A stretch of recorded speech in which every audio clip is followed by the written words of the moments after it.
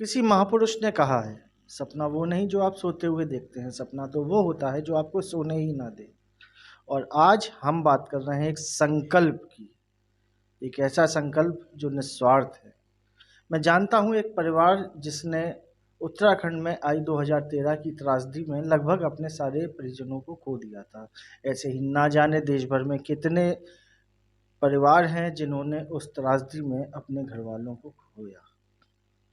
एक व्यक्ति है पहाड़ों का, जो अपनी आजीविका चलाने के लिए जिसका पूरा परिवार बसता है दिल्ली में।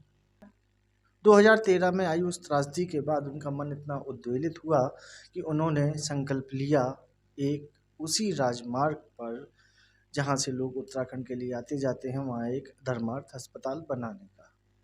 आइए जानते हैं उन्हीं से कि अभी जो संकल्प कल्पनाओं में था कैसे धरातल पर आया और क्या है उनका बुंदेलखंड कनेक्शन। नमस्कार, मैं हूं वैभव सिंह और आप देख रहे हैं बुंदेलखंड कनेक्शन। आइए बात करते हैं महेश लोहानी जी से।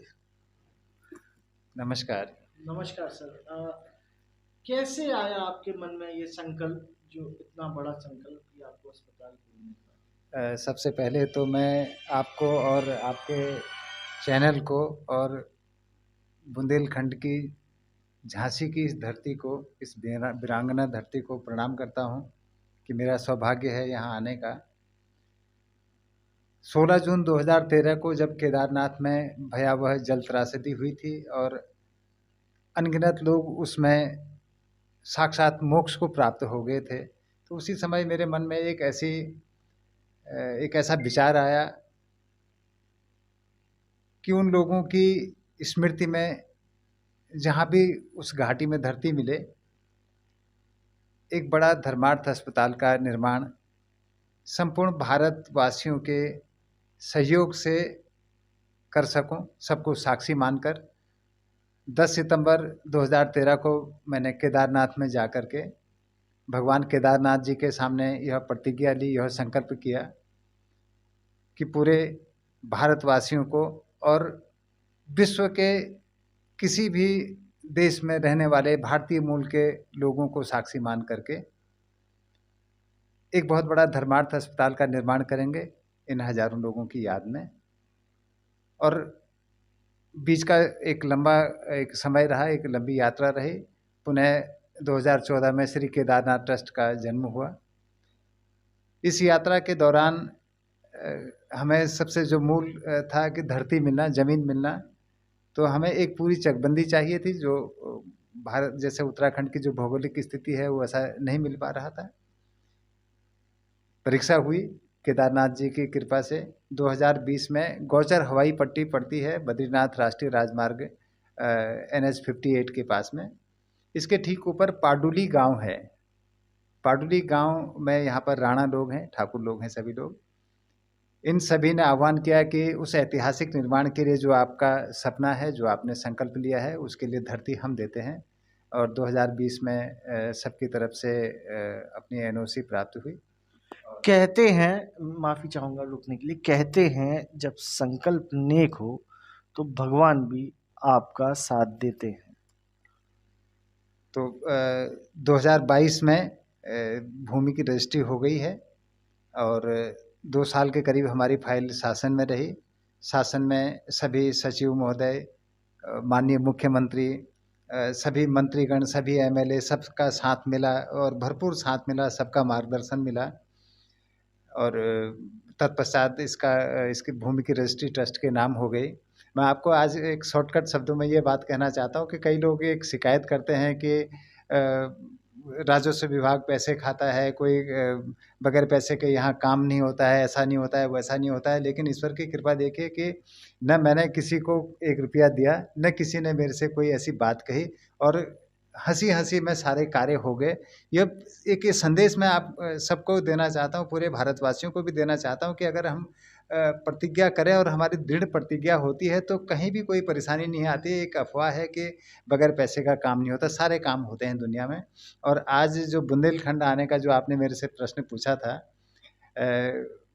फेसबुक के माध्यम से श्रीमती विजया लक्ष्मी जी हैं, जो डिप्टी जेलर सीतापुर हैं, उनसे मेरी फेसबुक पर बात हुई। तो नहीं नहीं, वो पूरा किस्सा बताएं, जब आपने हमें बताया कि आपने कितने बजे पोस्ट डाली और उनका फ़ोन कितने बजे आया। मैंने 5 सितंबर को, इसी 2022 में 5 सितंबर को एक पोस्ट डाली थी फेसबुक पर कि ज़मीन की रजिस्ट्री हो गई है, सभी कार्य हो गए हैं, अब आर्किटेक्ट की आवश्यकता है। और मैं चाहता था कि कोई ऐसा इंसान मिल जाए जो कि अपना निःशुल्क और निस्वार्थ योगदान इस कार्य के लिए दे सके, इस ऐतिहासिक निर्माण के लिए दे सके। मैंने एक छोटी सी पोस्ट बना के भेजी थी। कितने बजे डाली थी? लगभग रात के 10:30 बजे के करीब। और पौने 12 बजे रात को डिप्टी जेलर सीतापुर, उनका मेरे को संदेश आ गया कि आप उसको मैसेज को हटा दीजिए। मैंने जब उनसे कारण पूछा तो उन्होंने कहा कि मेरा भाई आर्किटेक्ट है और मेरे भाई के जो सीनियर हैं वो भी आर्किटेक्ट हैं, और उस ऐतिहासिक निर्माण को निःशुल्क निस्वार्थ मेरा भाई और मेरे भाई के जो सहयोगी सीनियर हैं वे करेंगे। उनके भाई कहाँ के रहने वाले? उनके भाई लखनऊ के रहने वाले हैं, और जो उनके साथ के हैं वो भी शायद उसी साइड के होंगे, लेकिन रहते आपके झांसी में हैं। और आज ये सबसे बड़ी खुशी की बात है कि उनकी अंगुलियों की छाप उस ऐतिहासिक निर्माण के नक्शा बनाने में, उसका जो कैसे उसकी रूपरेखा बनेगी, उसमें उनकी अंगुलियों की छाप पड़ रही है। और इसी आज आपके बुंदेलखंड चैनल का मैं बहुत बहुत धन्यवाद करता हूँ। इसी चैनल के माध्यम से झांसी ही नहीं बल्कि जहाँ तक ये खबर जाती है, विश्व के आखिरी व्यक्ति तक ये खबर जाए कि सबका सहयोग इस ऐतिहासिक निर्माण के लिए एक ईंट के बराबर ही सही योगदान जरूर मिले। और इसके पश्चात मैं आपकी मुलाकात कराता हूँ आर्किटेक्ट श्रीमान पंकज जी से। तो महेश जी हमें लेकर आ चुके हैं आर्किटेक्ट पंकज जी के पास। उनसे बात करते हैं कैसे वो उनसे जुड़े और इस धर्मार्थ कार्य में उनके साथ कैसे साथ दे रहे हैं। नमस्कार पंकज जी, आपका स्वागत है बुंदेलखंड कनेक्शन पे। आप महेश जी से कैसे आपका मिलना हुआ, कैसे क्या स्टोरी रही? महेश जी के कांटेक्ट में एक्चुअल में हमारी कज़न के थ्रू महेश जी से बात हुई। हमारी कज़न ने बताया कि केदारनाथ में एक हॉस्पिटल प्रपोज्ड हो रहा है 100 बेड्स का, तो उसके रिगार्डिंग आपको महेश जी से बात करनी चाहिए। तो महेश जी से हम लोगों ने जब बात करी तो महेश जी ने हमें अपना प्रपोजल बताया कि हम एक ट्रस्ट के थ्रू यहाँ पे गोचर जगह है एक, तो वहाँ पे गांव के जो निवासी हैं उन्होंने अपनी ज़मीन हमें दी हुई है हॉस्पिटल बनाने के लिए। तो हमने भी सोचा कि अपना सहयोग इस धर्मार्थ कार्य में देना चाहिए, और ऐसे ही आगे चल के उनसे मुलाकात हुई, बात हुई। कब तक उम्मीद है ये हॉस्पिटल तैयार हो पाएगा? उम्मीद है कि इसको 2025 तक इसको कंप्लीट कर लिया जाए, और जिसके लिए हमारी पूरी टीम दीपांशु जी, सूरज जी, रज्जाब जी सब लोग लगे हुए हैं।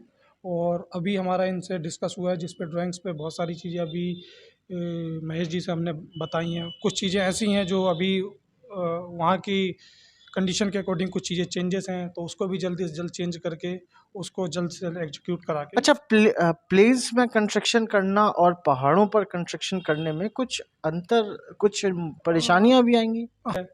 प्लेन सरफेस पे भी हम लोग काम करते हैं, कंटूर सरफेस पे भी हम लोग काम करते हैं।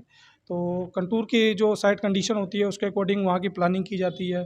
ठीक है, वहाँ का जो स्लोप है उसके अकॉर्डिंग वहाँ के प्लानिंग पे ध्यान दिया जाता है, क्या क्लाइमेट है। ठीक है, और उसके अकॉर्डिंग और भी बहुत सारी चीज़ें, जैसे मटेरियल्स वहाँ पे जनरली लोकली क्या मटेरियल्स अवेलेबल हैं उसके थ्रू वहाँ पे ईजिली जो चीज़ हमें सोर्सेस मिल सकते हैं उसके थ्रू हम काम करते हैं, और अपने डिज़ाइन को वहाँ के एनवायरनमेंट के अकॉर्डिंग ही डिज़ाइन करते हैं। तो सुना आपने पंकज जी ने क्या कहा। उत्तराखंड में बन रहे धर्मार्थ अस्पताल को बुंदेलखंड आपके माध्यम से कैसे मदद करने जा रहा है? जो उत्तराखंड में अस्पताल बन रहा है उसमें महेश लोहानी जी, हमारे संघर्ष सेवा समिति की टीम यहाँ पर कार्यालय में आकर मिले थे, और उन्होंने हमें अवगत कराया इस बात से कि हम कई बेडों का अस्पताल बना रहे हैं भाई साहब, और हम ये चाहते हैं कि आप लोगों का सहयोग भी उसमें रहे, क्योंकि आप समाज के कार्यों में, सनातन धर्म के कार्यों में और हर श्रफ समाज के कार्यों में हमेशा अग्रसर रहते हैं।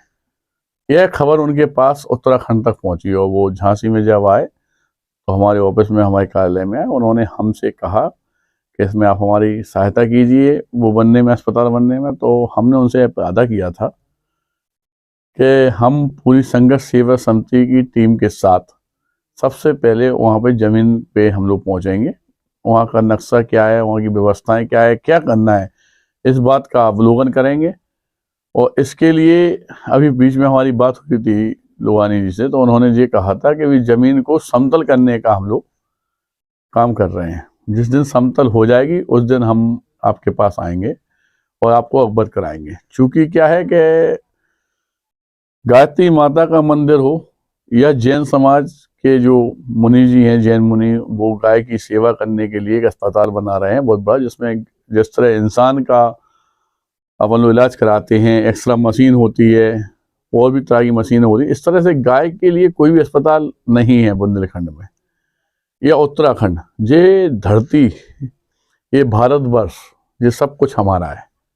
अगर हमारे इस भारतवर्ष में, हमारे इस बुंदेलखंड में या हमारी नगरी झांसी में कोई भी आदमी सच्चाई और अच्छाई के साथ दूसरों की सहायता करने के लिए या भगवान के काम में आगे आने के लिए आगे आएगा या कोई भी अच्छा नेक काम करेगा, तो यह हम शपथ लिए हैं। ये पूरे झांसी के लोग, हमारे बुंदेलखंड के और पूरे देश के लोग इस बात को जानते हैं कि हम इस बात की शपथ लिए। मैं स्वयं डॉक्टर संदीप सरावगी, संस्थापक अध्यक्ष संघर्ष सेवा समिति, सहकार भारती विभाग संयोजक और उत्तर प्रदेश उद्योग व्यापार मंडल चेयरमैन, हमेशा चाहे व्यापारियों के हित की बात हो, चाहे समाज के हित की बात हो, चाहे सनातन धर्म की हो या अन्य धर्म की बात हो, अगर कोई भी आदमी जब नेक काम करता है, अच्छा काम करता है, तो ये मैं कसम और वचन दिए हूँ, जब तक मेरा यह जीवन है, यह समर्थ जीवन मैं इस देश की सेवा में निछावर करना चाहता हूँ।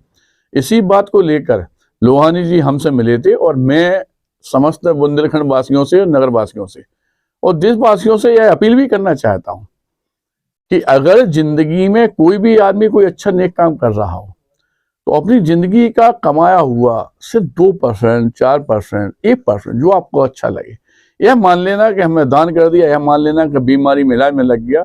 लेकिन जब आप किसी अच्छे नेक काम में अपना योगदान करेंगे तो यकीन मानना उस दिन भगवान से डायरेक्ट साक्षात्कार होगा। आप, यही अपील मैं आपसे करता हूँ कि अच्छे कामों में बढ़ चढ़ कर हिस्सा लीजिए और हमारी संघर्ष सेवा समिति में कदम से कदम मिलाकर चलिए, आपको बहुत अच्छा अनुभव होगा, इस बात का वादा है।